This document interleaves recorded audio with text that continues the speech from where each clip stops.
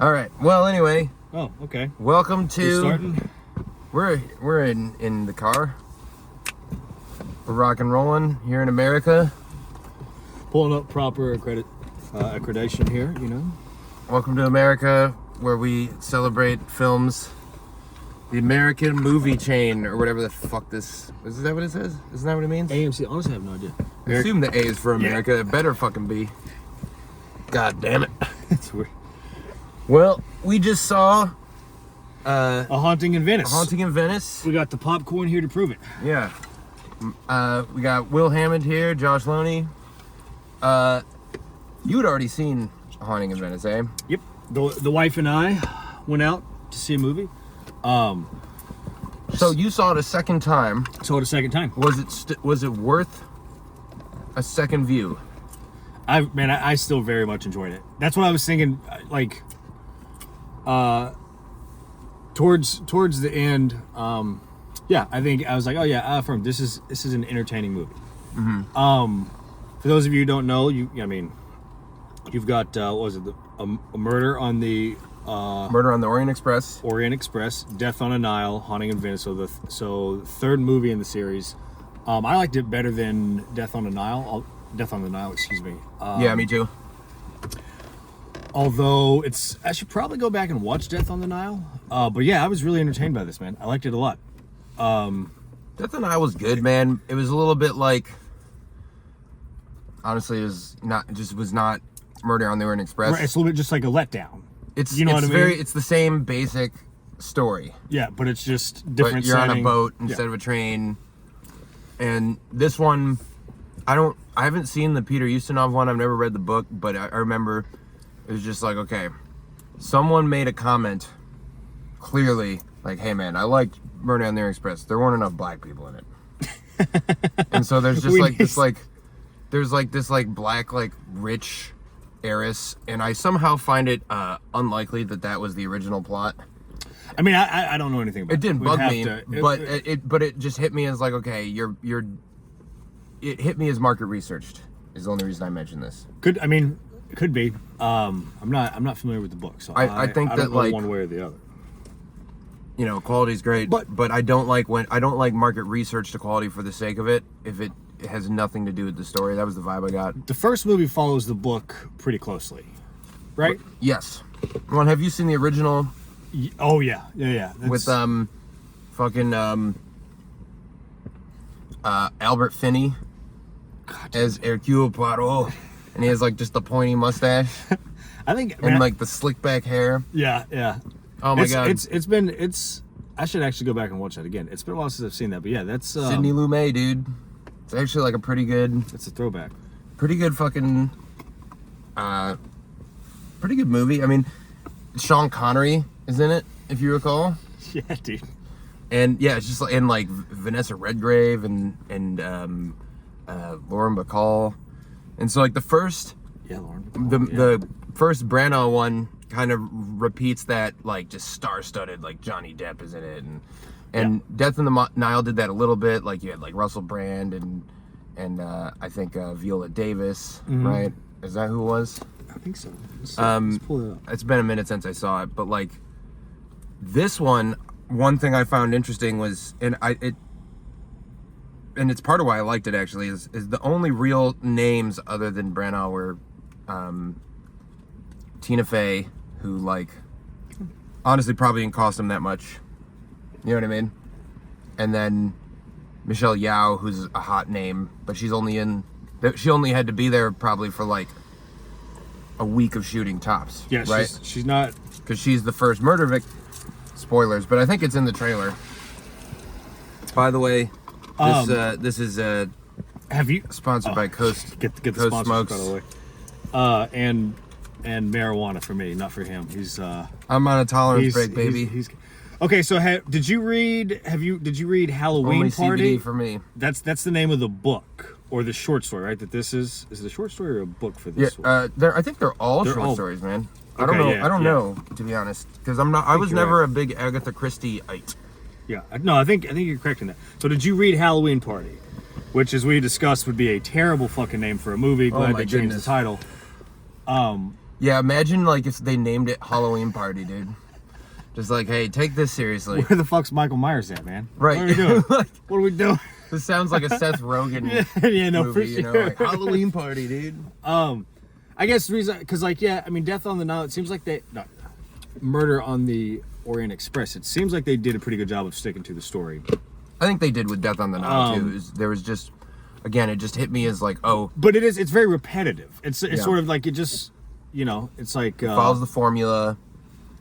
Was it like Star Wars Episode 7? We've already seen A New Hope, right? Right. We've already seen Episode 4. We all get it. Well, and clearly, we understand what you're doing Himself with this. He wants himself a franchise. Oh, in his absolutely. retirement, which is great. I think this is a great franchise for him to have.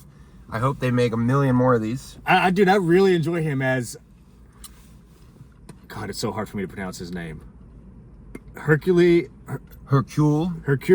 Poirot. So like, think about like, moi, like, Yeah, Poirot. so it's Poi, P-O-I, Ro, R-O-T. There's a silent T. So it's just Poirot. Poirot. Yeah. Okay. Yeah. Man, I think he's. I love him as that character, dude. He he's like plays him- such a little freak, but he's so good, man. He crushes it. Well, and I was talking with a friend of mine about the Ustinov and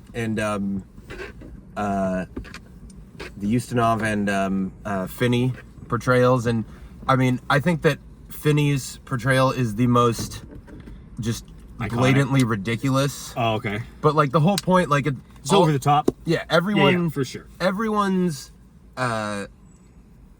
portrayal of the guy seems to be like a game of one-upsmanship of who can do the most ridiculous accent. The character does seem like it kind of lends itself to just like an over the top. You know what? Speaking of over the top, In the book, apparently they mention like he's very like regularly eccentric. that he's got a incredibly thick Belgian accent. Okay, so he's nailing it. So like they're supposed to be like, because I'm sure that in the books they've not only do they comment on it, but like because he has this sort of like alienated character, and so I'm sure some people mock him for it and stuff like that. And he has OCD, I know that, and that's part of where his like skills come from. Yeah, absolutely. And they always mention that he has a ridiculous and elaborate mustache, and each portrayal again does it different. And I like that Branagh does like a double. He does like a double mustache. It's very he's got the weird. little guy and then the big guy. Yeah, it's super funny. I think, you know what? I think we need to start a petition. I mean, look, I love Kenneth Branagh and all. Big fan. I think we need to start a petition for to get Nick Cage Nick to play. Cage. Oh my god, that'd be so awesome. Dude.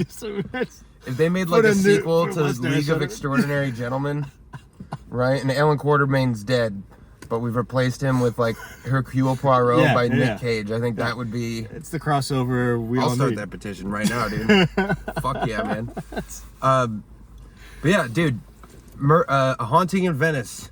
Honestly, I was intrigued when I saw the trailer. I first saw the trailer on TV, and I was just like, oh, really? They made another one? Because I was wondering whether they would do another one after Death on the Nile. Yeah. And I'd never heard of A Haunting in Venice because, it's not the name of the book.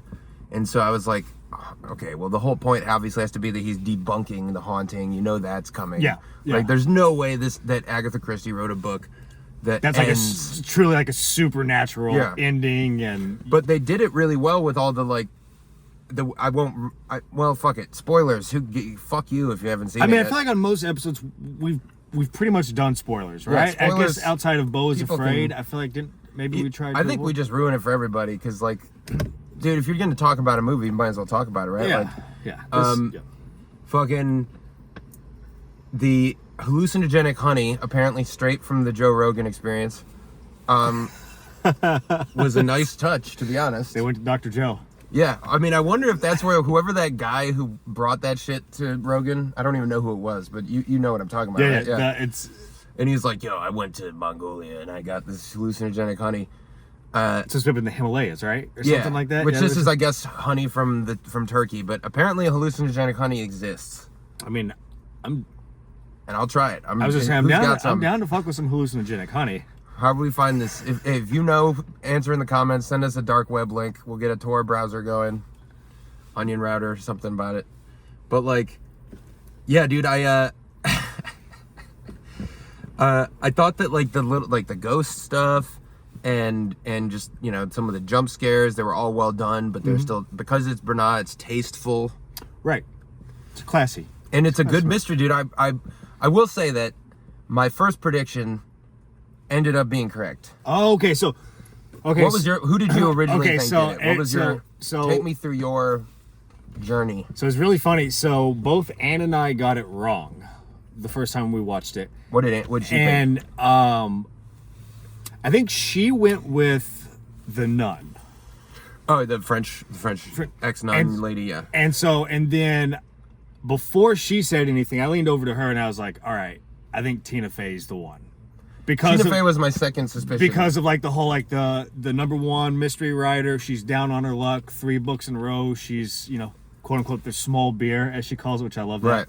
Right. And she's a funny Agatha Christie mock, and I wonder if she was in the original story. I imagine she had to have been. But if she is, that means Agatha Christie has a very good sense of awareness. Yeah. So yeah, that was my my first crack at the whodunit, and so we both walked out of the movie theater and we're cracking up at each other because we were both wrong. And I don't think that happens very often, to be honest with you. I feel like between the two of us, one of us usually hits it. But yeah, at the same time, I will say this, especially after watching it now the second time. You know, Kelly Riley, who plays the mother, she is so fucking. Is that who? I was wondering who the hell that was. Yeah, she is so good. Has she been in anything? I've never been in quite a bit. So she was. She looked familiar, but I don't. True Detective season 2. But then Vince Vaughn. Yeah, but then the big one, dude, she's on Yellowstone, and she and her character Beth on Yellowstone. Isn't one of the other guys there in Yellowstone?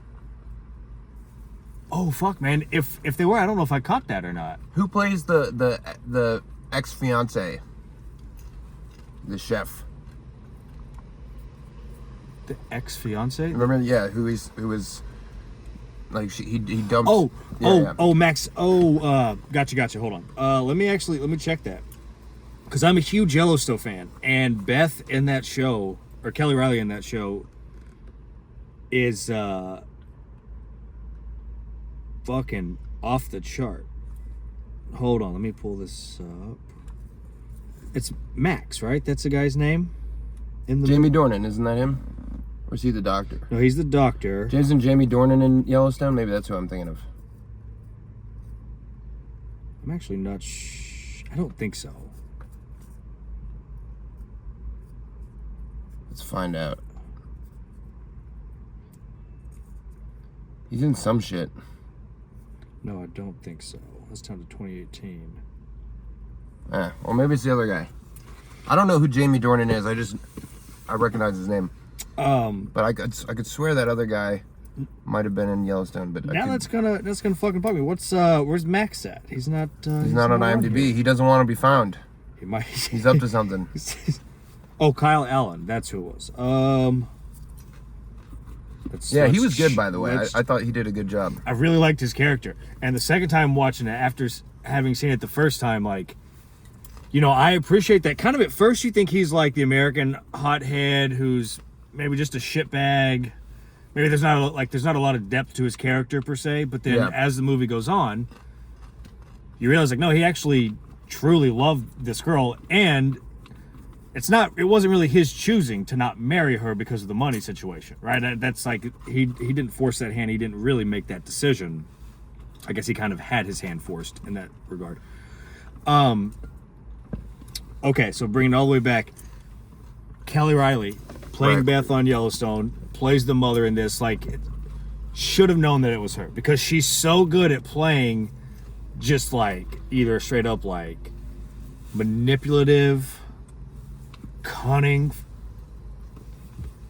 bitch. She's like, dude, in Yellowstone, she is so cold-blooded. She's sharp as a fucking whip too, right? You know what I mean? Like, and in this movie, very elaborate plan that she sets up, and honestly, pretty well thought out in terms of like murder plots that you could potentially get away with. Not the worst one, not the worst thing you could scheme.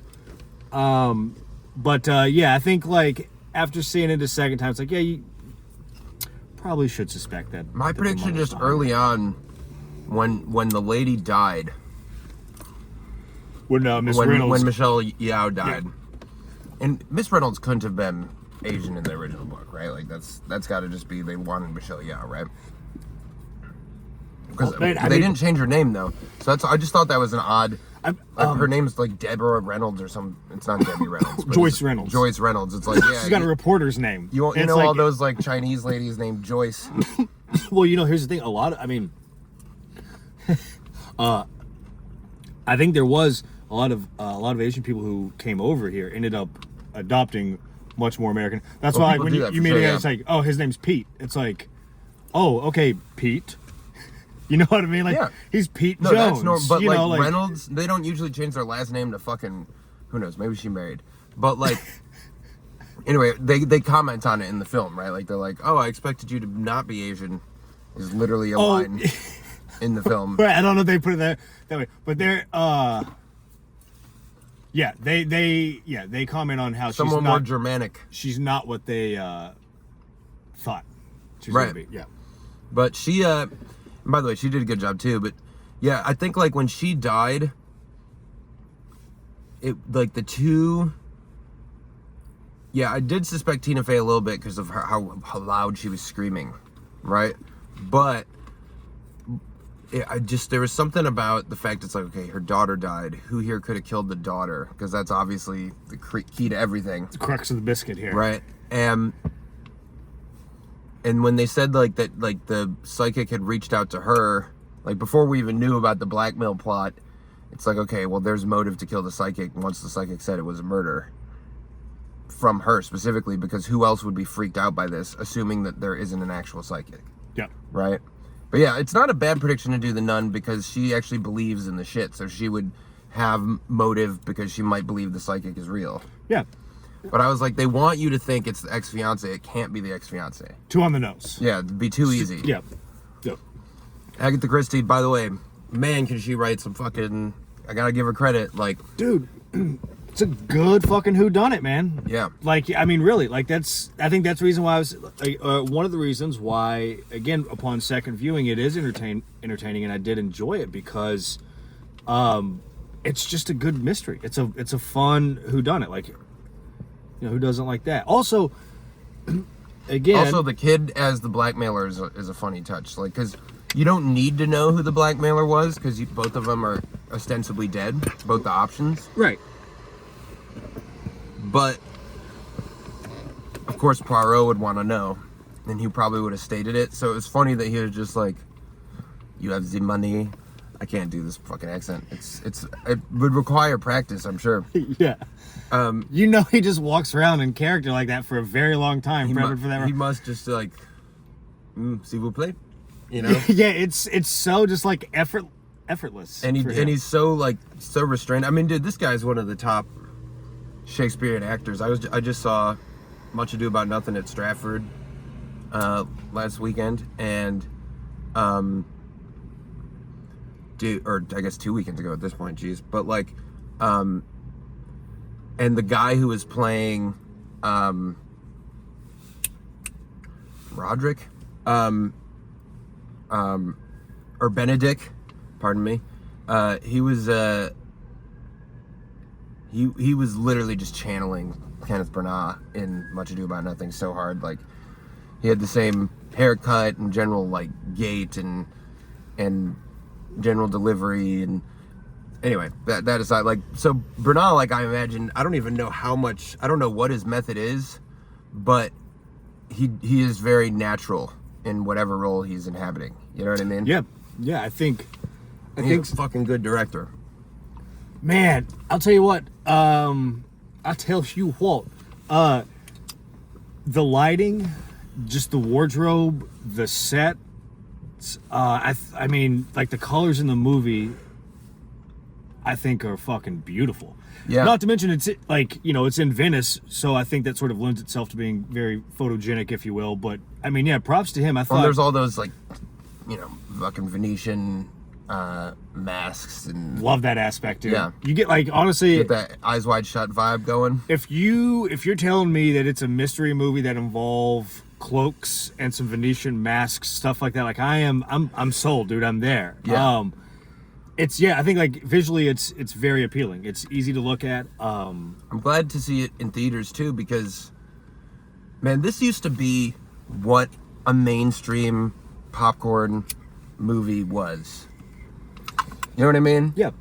Like, just a good tight story with like a mystery, or because before really the days of Star Wars, but really even beyond that, the days of like, I don't know, The Matrix and Lord of the Rings and CGI's like true advent, right? It was a lot cheaper, but also just like a lot more like of a intense experience, frankly, to watch like a Hitchcock movie rather than a Ray Harryhausen movie. You know what I mean? Like, you can watch Jason and the Argonauts, but like no one's like thinking, oh my god, that skeleton, it looks so real. Like, it's inherently stupid. Those are like that's camp before it was camp. Yeah, you know what I mean? At the time, I'm sure people were like, that's amazing, but it was never taken seriously. It was never gonna, right? Like, it was like, there's no way Jason and the Argonauts made as much money as North by Northwest. No, yeah, I mean, I can't imagine. Right? And if you think about North by Northwest, like, there are some action scenes, kind of, right? Like, the closest thing to an action scene is when the plane's trying to get him. Such a great scene. I guess they're, like, climbing on the face of Mount Rushmore, but there was no, like, karate. There was no choreographed fight scene. You know what I mean? It wasn't, like, intense action. Right. I mean, no, there was... It was the story and the web of lies and intrigue. Right. You know? You've it's more engaging. Like, movies like that, they're more engaging because as a viewer, it's actually, you feel like you're sort of going on the ride with it. You're engaged in, like, you're trying to crack the code. Right. Who did this? Yep. What's their angle? It's, I mean, that's definitely something that is few and far between, I think, certainly at this point, with like the Marvelization of Marvelization, movies, that's a good word. Not to go on this tangent or not to keep going on this, but I saw this thing where Tarantino was talking about how, like, the idea that you used to have movie stars, and like, basically any movie star that like we have right now, essentially sort of like grandfathered in.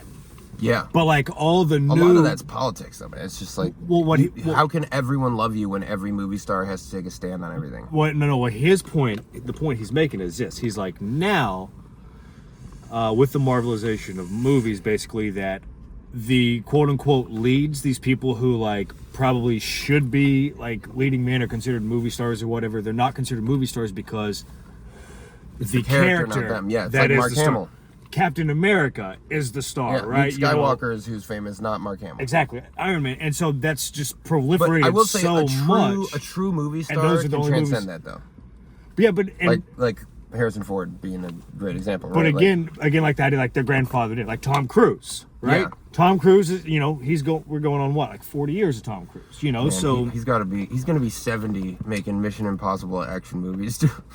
I mean, look, I think They're going to be injecting him with testosterone and plastic. Scientology, don't come after us and kill us for this. I think the guy's kind of a whack job, but like, man, I fucking give it to that dude for just like being... He's in shape. So obsessed with it that he's like, yeah, dude, I'm going to ride a motorcycle off of a fucking 800-foot mountain. Just strap a fucking parachute on me. We got to get the shot. Once you're like a god, we're going to practice cult, this. Like, how else are you going to get your kicks, man? You got to one-up yourself. For sure. Yeah, so, but yes, you sort of, this is a good throwback movie, I guess, to bring it back around. It's like a good time, But they did a good job modernizing it, so like you could show it to a high schooler, right, in theaters or streaming, and they're not gonna be like, yo, what the fuck, I'm bored. There's enough like interesting cinematography, and by the way, that's what I liked about it. Like, there's some Sam Raimi sort of shit going on with the cinematography, for sure. Absolutely. Hey, if you want to let me hit it, just because it's not CBD and I can't smoke weed, I'm just saying I might. Is Coast gonna cut you off? No, I don't think so. Okay. All right. I think Coast Smokes understands that you don't need to be quit from cigarettes to smoke Coast Smokes. It helps if you want to quit, but they also just are a good smoke whether you like cigarettes or not, to be honest. Like, I give them to cigarette smokers and they're like, that's pretty good. Podcast is brought to you by Coast Smokes, just so you know.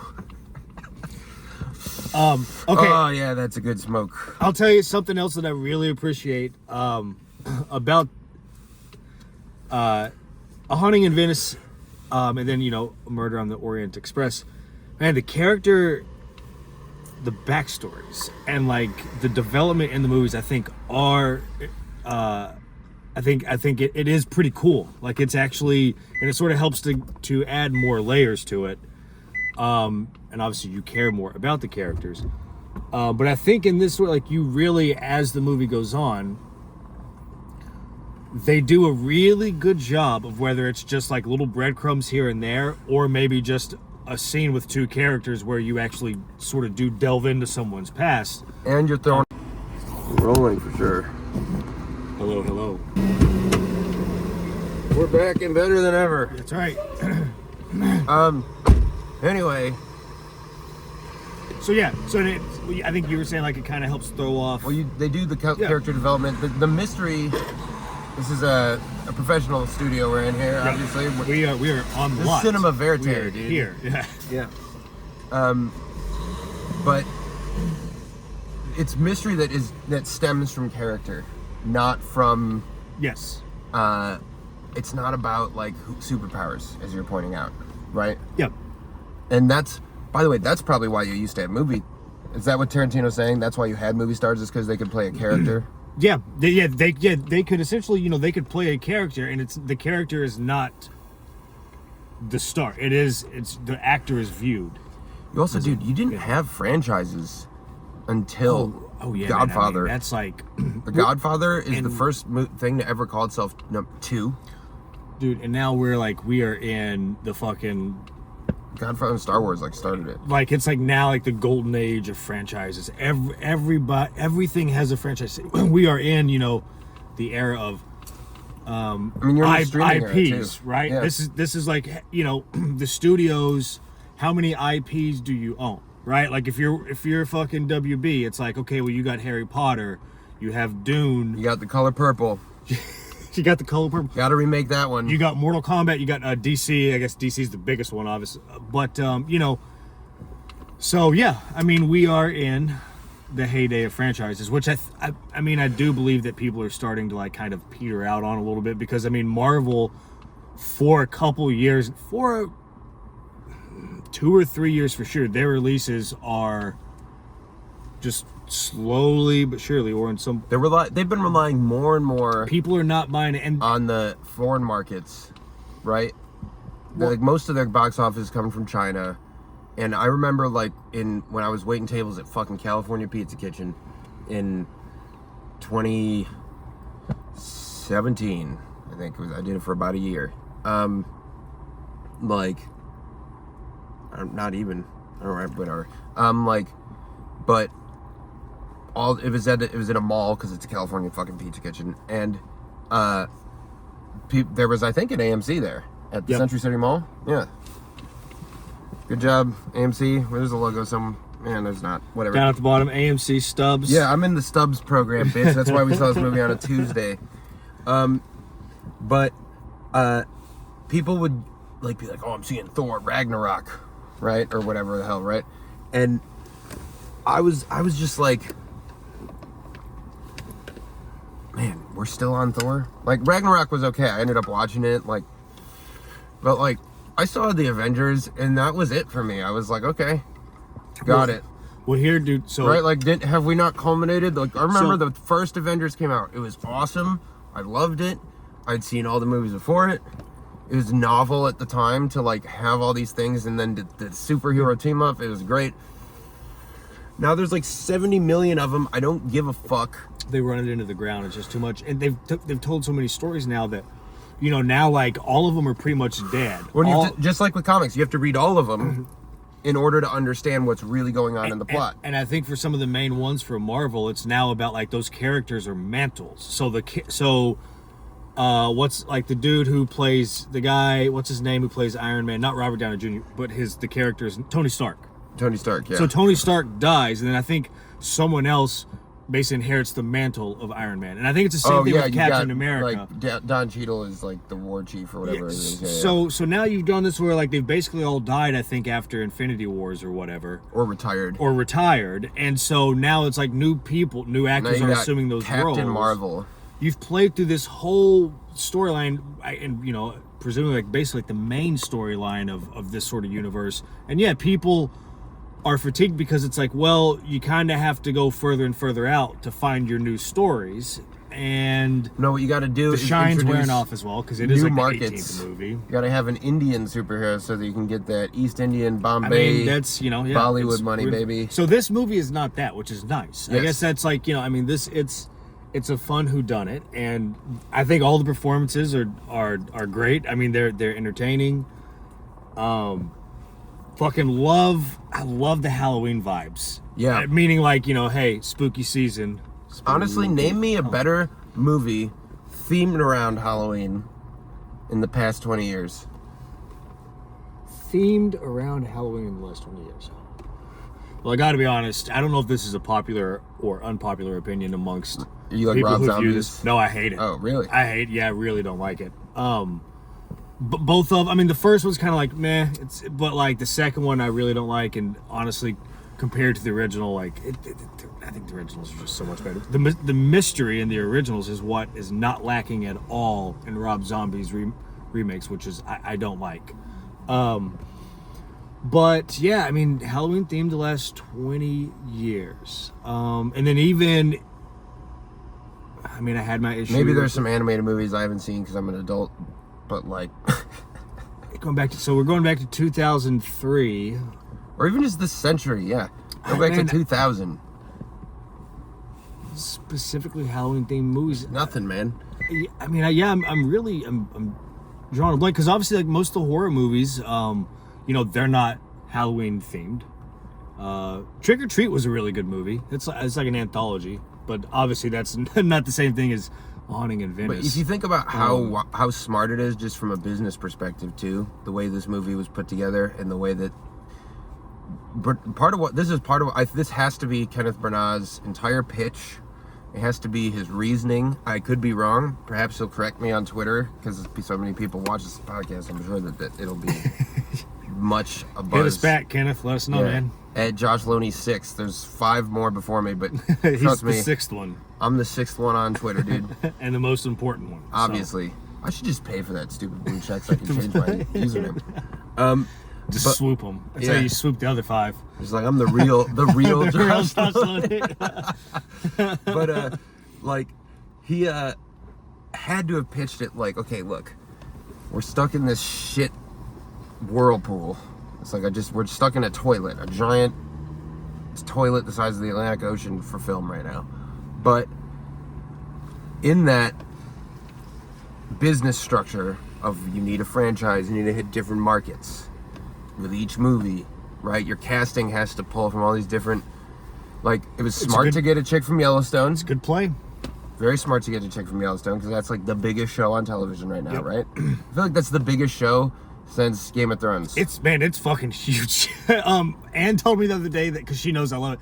She told me that I guess certain people, and I don't know who these people are, but they call it Republican Succession, which I guess Succession is. Is that a big show too? Yeah, on HBO. But I haven't watched it. But I fucking love Yellowstone. So I mean, I don't know if that's. I mean, I think it's just cowboys and shit like that. Yeah, do you have to be a Republican to like cowboys? Yeah, I don't know. I mean, apparently in fucking world do we live in now? It's that's pretty fucking lame if you ask me. Yeah, I'm pretty sure that like you can be a 100% communist and think cowboys rock. like what does that have one to do with the other? I don't. Yeah. It was very confusing. I had to rethink my entire life after that. After she told me that, I was shook. But I've actually heard it referred to that too. Actually, oh, that's pretty funny. Okay. I think that might be like a Bill Maher joke, to be honest. Okay. I feel like I heard that on Bill Maher, but it's I could see him saying because I know he loves Succession too, apparently. But that's pretty funny. You get that market, you get the Chinese market with Michelle Yeoh. You know, you get Jamie Dornan must be a name because I've heard of him. I couldn't tell you what the hell he was in. Oh, he's in. Isn't he the dude from 50 Shades of Grey? Yes. Yeah. That was on his credits. Yeah. Okay. So you get the bitches. Yep. You know. Yep. Oh my God, he was so hot in that movie. I'll go see it and then you get the old bitches because they love Kenneth Branagh. Like my mom is all about that guy. She loves him, and like so they're playing the game. Yeah. Right. This is what I was saying about casting earlier, even right. Like in the Death and Denial. Like, okay, we're gonna get Russell Brand. We know that he's got a following. Yep. We're gonna get the black market because let's be real, not a single black person gave a shit about Murder on the Orient Express. That's the least. It's the whitest movie. Right down to the snow on the ground. Right. Like, I think Agatha Christie is definitely for the whites. Right. Well, more geared towards the whites. Yeah, for sure. They did this. They did this actually pretty good movie. I'm trying to remember. I don't even. It must have not. It wasn't as good as Agatha Christie because I don't remember the plot. Granted, I don't remember what the hell happened in Death on the Nile either. But I remember. I think I'll remember this one, and I think I will remember the plot of Murder on the Orient Express forever. It's like, oh, everyone did it. Yeah. Right. Like you never could have seen that coming. Yeah. Right. Like, I mean, look, I enjoyed Death on the Nile. I mean, like, I guess like if we were, I want to go back and rewatch it, but I would end up giving it like, who died and why? Well, it was the princess, right? Or someone who's getting married to someone or is on a honeymoon. Yes, yeah. Maybe there's some money involved. I should probably go back and watch it to give a more detailed answer. There's a lady who's a musician.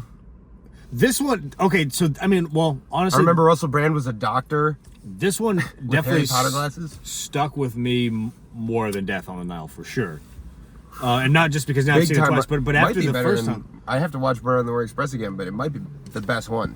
It's really good, and we're both very biased though because we're like, okay, this one was trippy, dude. I was gonna say it's definitely like more fresh. It's definitely like a fresher sort of story for the character.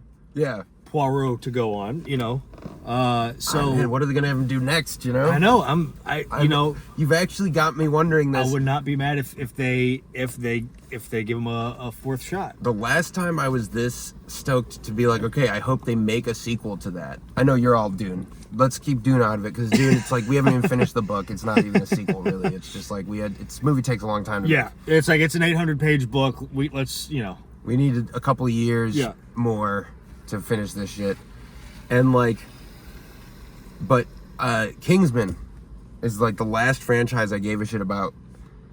Also, by the way, it was really after the third one when I saw the Kingsman, which is just awesome in theaters. Like, I was like, dude, give me one of those again, trying to remember what the fuck movie.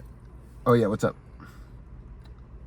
So, no details yet on a fourth movie, but it does not appear that they're going to stop making these anytime soon. Why would you? Yeah. So I'm think about how cheap this movie probably was, dude. I'm here for it, dude. I mean, yeah, because they're on low. You need one house. Exactly.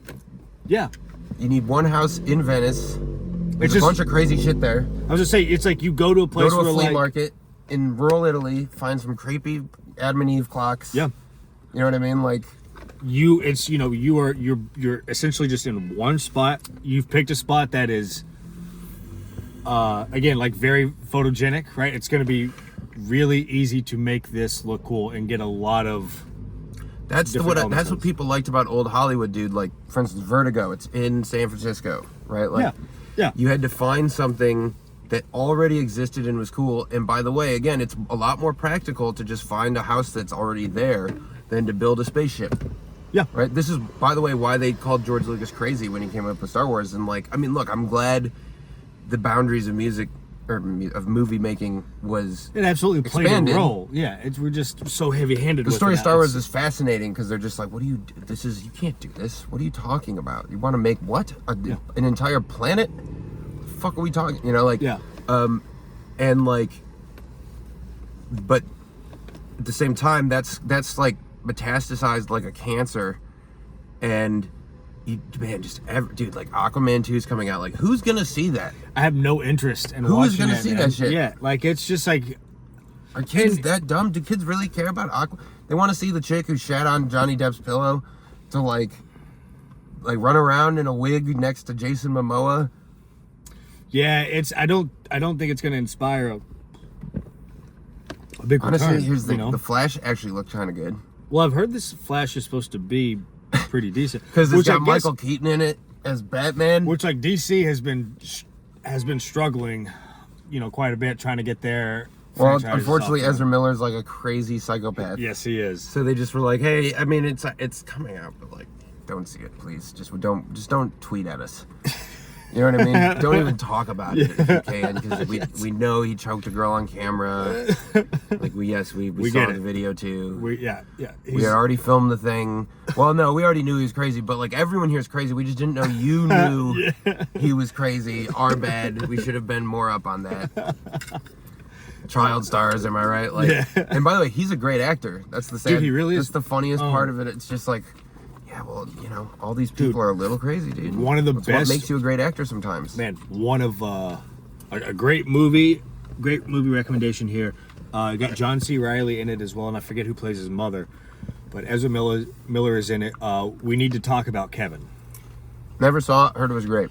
It's unbelievable, man, and it is creepy. Wasn't he? He was Perks of Being a Wildflower, right? I believe so. Yeah, it's creepy as fuck, man. He's like the gay kid who kills himself. Yeah, isn't he? I believe so. What a story. I remember seeing that movie, being like, that's a good time movie. I get why teenagers dig this shit. I mean, I was like 19, 20 when it came out, but for sure. I was just like, yeah, dude, whatever retro song you're playing right now, I love to. This is just, I had a teacher who really meant a lot to me. Right? Is that Paul Rudd? Yeah. Fucking, I did, dude. We've all been in high school. It was a bummer. We've all been teenagers. That is a fact. I'm just like, why do I need this? It didn't blow my mind. Like, and who still talks about that movie? Anybody? No. I don't think it's... I think it's a meme, if anything. Come and gone, But yeah, like, I mean, again, to bring it back to Honey in Venice, like, doing the timeless thing helps it persist into the future, man. Like, no one's gonna look at this in 20 years and be like, that looks cheesy. No. Right? No, they're really well done. I bet you money. I mean, I saw Avatar 2, and the year it came out, it looked cheesy. I was like, man, the effects had to have gotten better, right? Yeah. Why is it that the first one blew my fucking mind so much? I don't actually understand. I now have to rewatch it maybe, but like... I mean, it's just like, everything, movies are so reliant, the industry's so reliant on movies that are heavy CGI. Yeah. That, you don't rely on story or character development or the script as much. You just rely on, hey, spaceships go boom. The only great director... Man in cape goes pal. I mean, I might have to rethink this because I'm sure I might be forgetting someone, but the only great director of the CGI era, of the CGI genre, right? Movies that just are green screen. Well, okay, Robert Rodriguez, Sin City, sure, but like, and he does a lot of that. So I'm a big fan of Robert Rodriguez too. But he does it like, he doesn't try to make it look realistic or like, none of his shit is like cutting edge as much as like, he's like it is cutting, you know what I mean though? He's not making The Matrix. Although he did do Alita Battle Angel. He loves camp. Which everyone forgets He loves about. the Grindhouse Phil, which like I'm a fan of, dude. Yeah, Planet Terror is the best. I grew up. I mean, well, just like like the exploitation films. I've talked about this before in here. Like, man, I grew up on a lot of those. Say grew up, like watched them in high school or whatever. On IFC, that's how I got exposed to a lot of like cool, weird movies that were outside of the standard industry at the time they were made. So, I mean, I love that Robert Rodriguez reflects that in his movie making, but it's it's very campy. I appreciate it, man. Look, I love a healthy him dose. and Zack Snyder though. Those are the only two directors. Do you consider Villeneuve a big CGI? I guess with Arrival and then Dune. But honestly, most of the stuff in Dune, a lot of it is actually in camera. Obviously, there's certain like this. Villeneuve jury's out on what I think of him because he's at the very least going to be like a Christopher Nolan level director, where it's like You're making mainstream stuff I guess he that doesn't doesn't use suck. CGI that much. Villeneuve. I mean, to be honest. Arrival did, for sure. And I never saw Sicario. I keep hearing it was great. Oh, Sicario's really good, man. Yeah. I'm trying to think, what did he do after Arrival but before Dune? Oh, he did Blade Runner. That was a very CGI movie. Oh man, I really liked his Blade Runner. I know it's a controversial opinion, but I like 2049. And but I don't know, man. He hasn't made a movie that like I was like, fuck, that was a great movie since Prisoners. I mean, granted, I didn't see Sicario, like I said, but like Prisoners and Enemy really got me. And Incendies, because I was just like, damn, this guy's crushing it. And then everyone was trying to tell me that Arrival was so great. Just like, yeah, it was all right, dude. Oh my god, I liked it. It's like, yeah. I think he nailed Dune. Dune was good. He has I to really deliver enjoyed on Dune. part 2. And But like Dune, if he again, does, like that's like a totally different style of directing for him. This is his money maker, right? This is speaking of franchises. Yeah, and this is trilogies. This is his Peter Jackson moment, and the question then becomes, what will Peter Jackson do after Lord of the Rings? And he does this like great King Kong that's 5 hours long, and then he does Lovely Bones or whatever the fuck it is, which everyone hated. Which it was okay, but it was just I like, thought it was dude, all right, but yeah, it wasn't You've been critically- given too much CGI, dude. Yeah. That's all that was. Like, it's just like, what if I did CGI to imagine a girl's afterlife? And it's like, man, you can't depress me with this. It looks like fairyland. Like, Sometimes you just got to cut someone off with it. You know what I mean? Like the CGI, it's like too much, man. he just sits in his basement now, you know, and just edits Beatles footage, apparently. But like, he, like Zack Snyder has always been a CGI director. He didn't start before like Jackson, and he like first movie was fucking Dawn of the Dead. Yeah, man. Second movie is fucking 300. Dawn of the Dead is a really good remake too, man. Yeah, that is it's fucking pretty awesome. Very, very good remake, man. Maybe better than the original, and like, cause like Romero is not like a great director, man. He's like, he came up with the idea of zombies. I'm glad that he saw it through. I love Night of the Living Dead. It's and like, I have so okay though. It's like, I have a very specific memory, and I love the ending of it, dude. yeah, racial justice. No, not even that. No, it's not. He gets shot. Well, I know, but it's a commentary. That's it's a commentary it, on who are the real monsters. But like, dude, that's awesome in the fucking 60s to fucking throw that out that's there. true. That's badass. And like, It's a good twist. But the memory, dude, I remember seeing the movie. I was really little. I mean, 5 or 6. And I remember seeing the opening scene in black and white. Where he's like I think fucking. that's the only way to see it. Where he's like fucking with his sister. They're walking through the cemetery. They're coming for you, Barbara. They're coming for you. You know, and he's making her all nervous and scared. Oh, that's she right. hates I it, forgot and then about that. all of a sudden, you see An actual the zombie. fucking zombie just start like slowly walking towards them, and mayhem ensues, obviously. But as a kid seeing that, I thought like, this is the most terrifying / awesome thing that I've ever seen in my life, dude. So like, That's me and that Evil like Dead. that all. I mean, as I ended up seeing Evil Dead, like the first one, because I saw Army of Darkness first. But Army of Darkness, I was just like, this is so fucking awesome. Like, there was no scary, but like when I saw the first one eventually, it was like, oh shit, this is like really, really freaky. The concept of this is actually terrifying. That like you could just on a joke, like, oh, I found this book, right? And now like you have to kill your sister with a chainsaw, right? And like your like best friend and you know, like that's a great premise, just like Night of the Living Dead. And I think sometimes the shittiness of it adds to movies like that. Absolutely, dude. But That like grainy, the amount of low budget quality. It's like, because again, it's like you don't have all this money for CGI and all these like a huge amount of resources at your disposal. You have to make the most of what you have. A limited crew, very limited budget. Yep. Get creative, you know. And so Limited yes, acting. Yeah. So it's going to be a little campy, and it's not going to be like Daniel Day-Lewis level. Right. But what if he did a horror movie? God, I'd fucking love to see that, dude. Are you kidding me? Right. Oh man, What if he was like the Crypt Keeper or some shit, you know? Or like you did like some like Lovecraft movie with Daniel Day-Lewis, that'd be awesome. That would be dope. But yeah, like that's... So anyway, point is like one of the things that I love about like old movies, people consider like, this is Boffo. If you're watching this Boffo podcast, would mean... you're watching this for some of the tangents for sure. Oh, of course, yeah. But Boffo means like you did, like it's a great, not only is it a good movie, but it's box office, like gold, and it was a good business decision for the studio, right? Mm-hmm. And dude, just like, which studio made this one? Is it Warner Brothers? I don't know. Let me check that out actually. But how much money did this make? Because it must be doing pretty good if they're already being like, yeah, we're trying to make a fourth. Mm-hmm. A Haunting. I mean, they definitely were waiting to see, I imagine. But I mean, this has got to be one of the only franchises other than the bullshit superhero stuff that's getting people out to theaters right now, man. 20th Century Studios. Okay, so it's Disney. Great. But are they? Goddamn, dude. It's not 20th Century Fox anymore.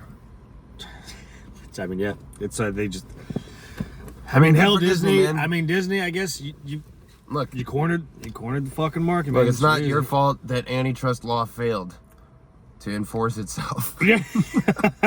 Yeah, I mean, can't blame you. Red, white, and blue. Here we go. Yeah, exactly. Can't blame Disney. You gotta. I mean, for like sometimes you take the L's, I guess, with the W's, like the fucking. But like, oh my god, like, that said, like, I'm trying to think, like, what else. Like, dude, James Bond, apparently, I don't give a shit about, because I haven't seen the last two in theaters. Because just, like, let's be real, like, they ruined James Bond. Did they not?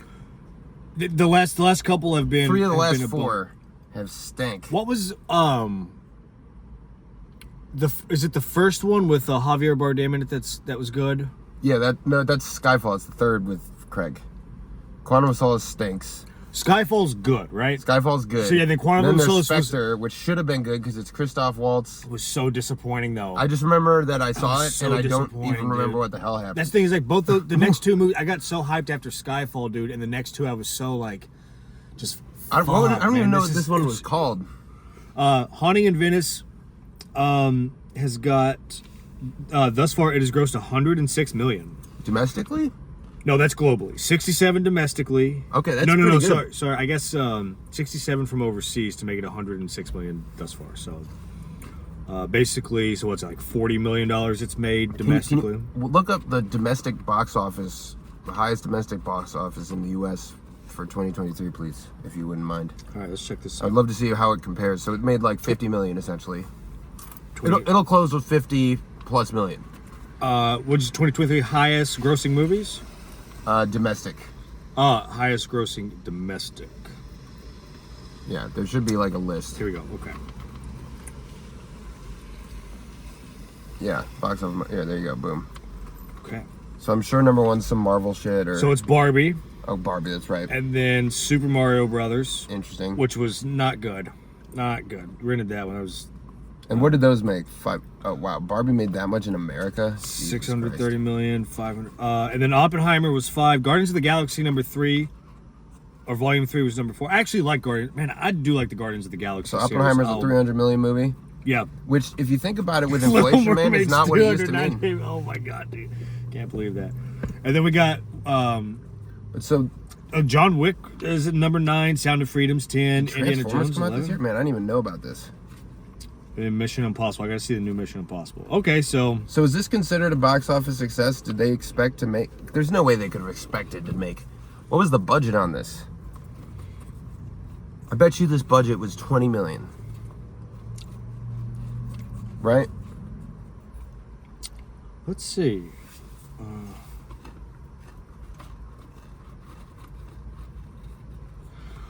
Okay. Oh no, that's Death on the Nile. That's probably a higher budget. It should be on Wikipedia. Haunting in Venice. 60 million. 60 million? Yeah. That's got to include marketing too, I imagine. Oh, I'm sure. Yeah. Yeah. Say there was not enough CGI for it to.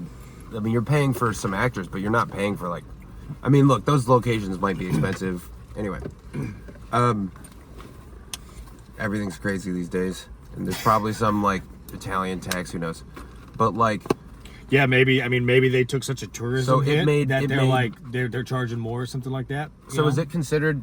Does it say whether it's considered a box office hit or a disappointment? No. It seems that at this point they are happy with it. It does seem like yeah. Well, there you go. It's Boffo. It's good. Honestly, what I like the most about it, frankly, is there's not too much to be like, man, what else is there to talk about even with it? No, it's just it's a cool blend of the Agatha Christie novels, Death on the Nile, Murder on the Orient Express, and then did you see that movie with but then you get like you get the ghost element, you get the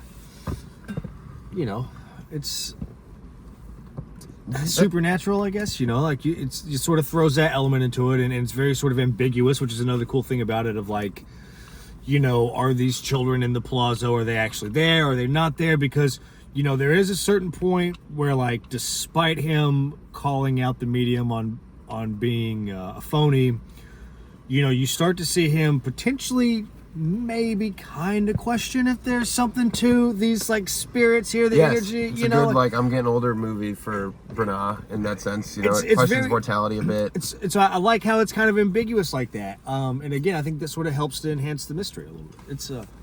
It was fun, man. What would you give it out of 5 stars? I'm giving it 3.5. Giving it 3.5. Like I almost want, like, realistically, I'd probably give it like 3.75. What keeps it? Well, so it's a 4. Okay, that's a 4. I mean, like, it's like what keeps you from wanting to say 4? I mean, I feel like I've given out a couple 4s at this point and like, can every movie really be a 4? I'm not sure. Well, not every movie is, but we only see the movies that we're like more likely to want to see anyway. Really, yeah. I mean, I really enjoyed it. And I really, like, I don't think first time I watched it, second time, I don't think I really experienced like a true lull where I was like, okay, let's try and move it along here. But yeah, you know what? True. There was never a boring. You know what? I'll bump it up to a 4. I'll give it to Kenneth Branagh, man. I appreciate what he's doing with it. I like that for the fact that is the 3rd movie in this franchise, this series, and that it is that entertaining. Yeah. And like still has depth to it. I'm here for it. Yeah. So, I'll give it a 4. The combination of depth and popcorn flick and class. Like, and I hate to sound like an asshole, but like, it was tasteful, man. Like, not treating me like an adult. Yeah, no, I really enjoyed it, and so I would give it a 5. Hell yeah, dude! 5 out of 5 stars. I'm just like, what? Because my scale is always like, what could you have done better with it? Right. Like, I don't think it could have been better, really. Like, even the kid didn't piss me off. Usually when there's like, when I see that, I was like, God, we have to deal with a fucking kid right now. But it's because they usually just stuck at acting. Yeah. And of course he found a good. If he's Kenneth Branagh, he's not going to find a kid who sucks at acting. Right. Right. It's like you would hope. It's like you'd assume that he would actually. He's going to groom him into a Shakespearean heavyweight. Yeah. Apparently, I bet you. It would be shocking to me if this kid doesn't end up being a really like famous person later, because he did a very good job. Yeah, he did.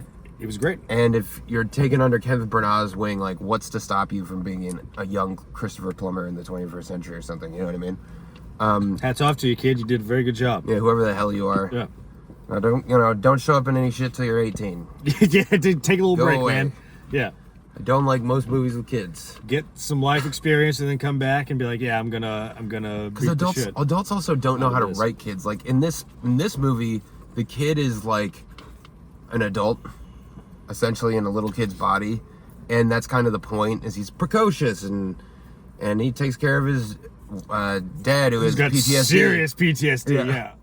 And like, by the way, like I know kids or people, human beings at this point, adults even, who like when they were kids, they would like I knew this. I dated this girl who's like her mom was like a meth head, right? And so like, and her dealer would sleep on her couch, and like so she was like basically attending to her mom, and like sussing out at like age 7 that this dealer was kind of a piece of shit. Yeah. You know, You have to learn how to potentially make yourself food, you know. And we were like 20. You know, she must have been like 23 or 24, and I was the same age, and you grow up real quick in a situation like she that. was so much more mature than me, dude. No, for sure. But man, I was just saying, it's like the area I'm from. There's like, especially growing up, there's a lot of meth usage, and so I mean, there were quite a few people that I knew that grew up in an environment where it's like, man, They don't have a childhood.